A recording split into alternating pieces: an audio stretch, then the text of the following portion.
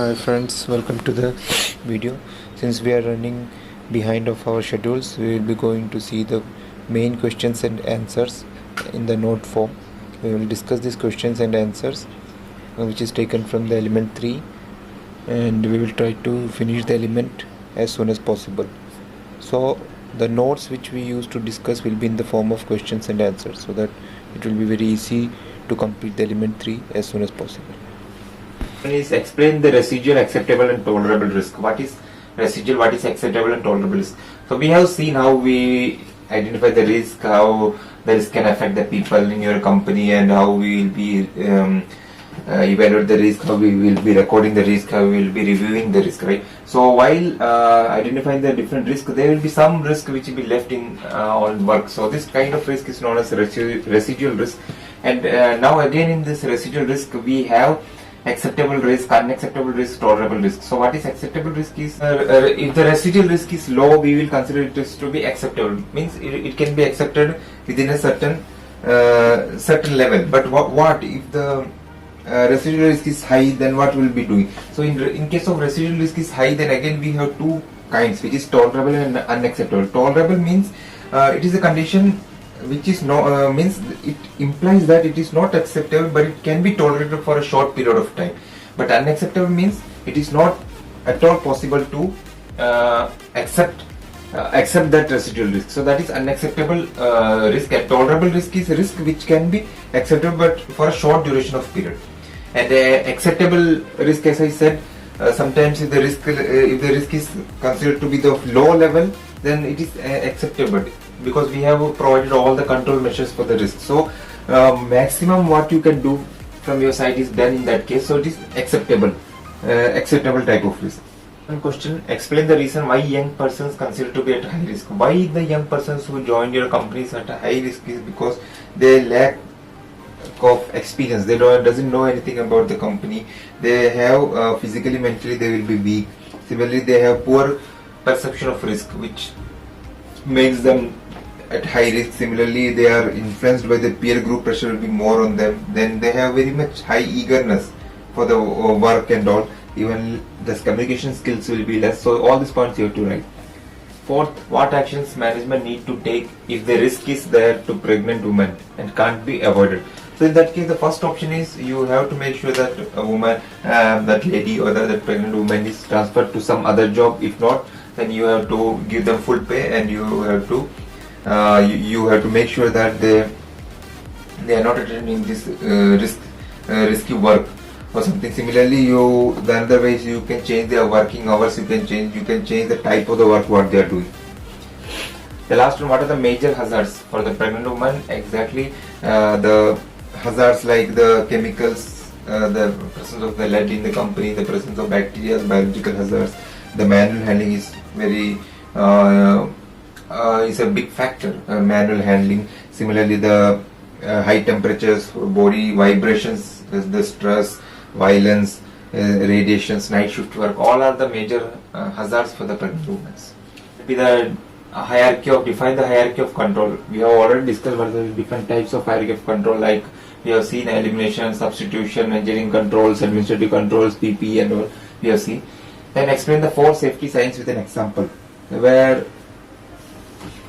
we will be discussing about the 4 different types of safety signs which are used, like the prohibition, where you will be seeing a circle with red boundary and cross, and similarly we will be discussing about the warning signal, where the yellow triangle can be seen.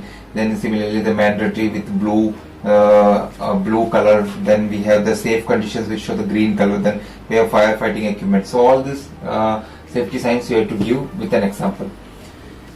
Then the third is what are the factors to be considered while selecting the PP. So while selecting the PP, you have to consider whether it is suitable. Suitable in the sense it should be ergonomic, it should be fit, it should not increase the overall risk, it should comply with all the standards, it should be fit for the people who are wearing. So all these factors you have to be considered. It should be apt for the task what you are doing. So all these factors you have to be considered. Fourth, explain the reason why PP are considered to be the last line of control measures. Yes, you have to write the benefits and advantages of the PPs. You have to write and you have to explain. Fifth, what are the sources of information to be collected when developing SSW, Safe System of Work? So the sources of information which you have to be used for developing a safe system of work will be internal information and the external information. Both this information you have to consider while developing a safe system of work. So that is a way to answer this question. Now we will be going to see what is the management of change. What type of management of change you can expect in a company. If any changes are occurring in your workplace, any changes are occurring in your type of activities, any temporary works are going to happen, then how you will be managing it. So it is very important to manage this work, because we will see what will be the impact and how can you reduce the impact. So if any changes are there in any activities, workplace, the machines, it will affect the people. It will affect whom? It will affect the people who are working on it. It will affect the visitors in your company, the public in your company, the other people who are working there. So how you can manage these changes, this temporary work or the changes in anything? It can be managed by using proper RA, the risk assessments. You have to go for the proper risk assessments. It must be properly done. The site is properly checked for the potential risk and hazards. The second is communication and cooperation. There shall be proper communication and cooperation between the people who is working, and all your company staffs must be made aware of the temporary work or any changes which is happening in your company related to the work. The competent persons must be deployed to do the work to reduce the level of risk on which they are working.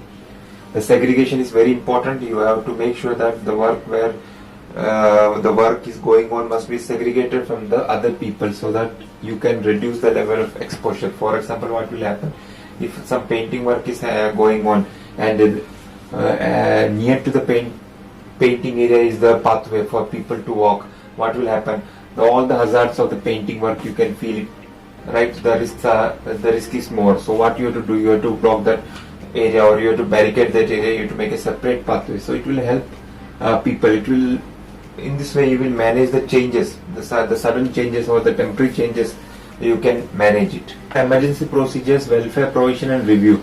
So what is emergency procedure? Emergency procedures means, for example, if your people are working a temporary welding activity, what will happen if there is a chances of fire is happening? So there should be proper emergency procedures, what to do in case of fire during the welding. So all these emergency procedures must be very well planned.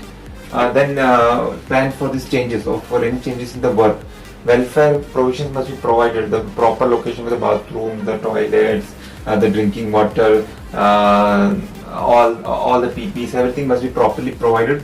Similarly, the review is very important. You have to make a proper review.